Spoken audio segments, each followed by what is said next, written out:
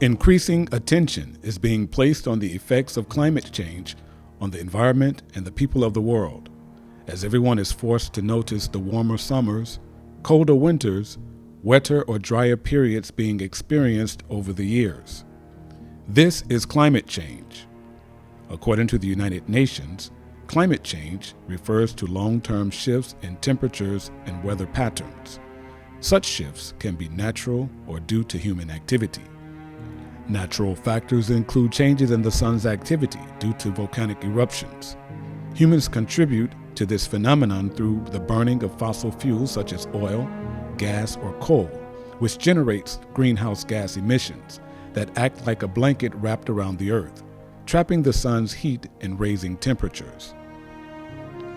The UN reports that the consequences of climate change are not limited to warmer temperatures, but also include droughts, water scarcity, severe fires, rising sea levels, flooding, melting polar ice, catastrophic storms, and declining biodiversity.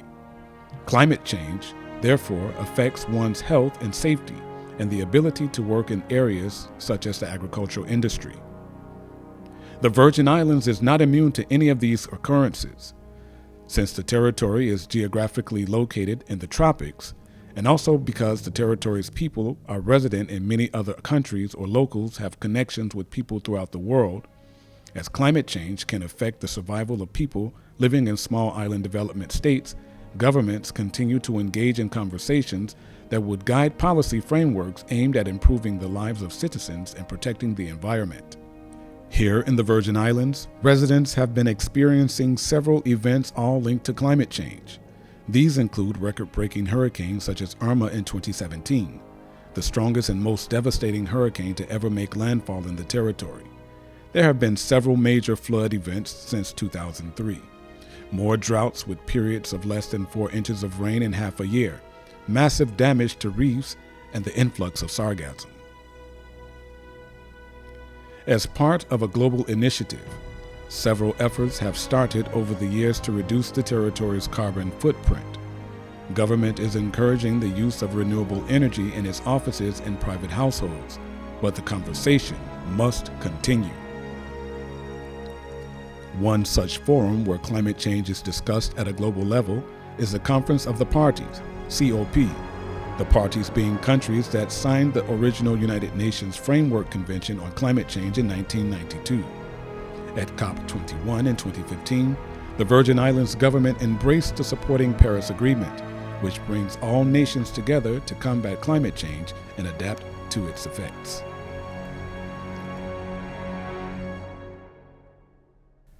Participation in these conferences over the years gives the Virgin Islands a seat at the table where world leaders continue efforts to achieve the goal of limiting long-term global temperature rises to 1.5 degrees Celsius to avoid the most damaging impacts of climate change. Long-term warming stands around 1.1 degrees Celsius or 1.2 degrees Celsius, according to reports. The Virgin Islands attended COP28 in Dubai from November 30th to December 6, 2023. The delegation included Premier the Honorable Dr. Natalio D. Wheatley, Minister for Health and Social Development, Honorable Vincent Wheatley, Climate Change Officer in the Ministry of Environment, Natural Resources, and Climate Change, Ms. Angela Burnett Penn, and the Acting United Kingdom European Union Representative, Ms. Tracy Bradshaw. Speaking at one of the forums at COP28, Premier Wheatley underscored the importance of solidarity among overseas territories of the different administering states in the Caribbean and learning from the similarities and challenges each experience. I've been inspired, actually, a similar point that you made was made in other forums.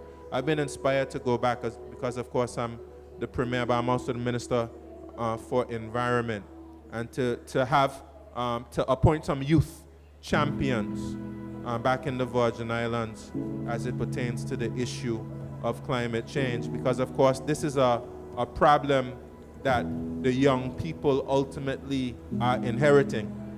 This is really a threat to the future of our islands and our territories.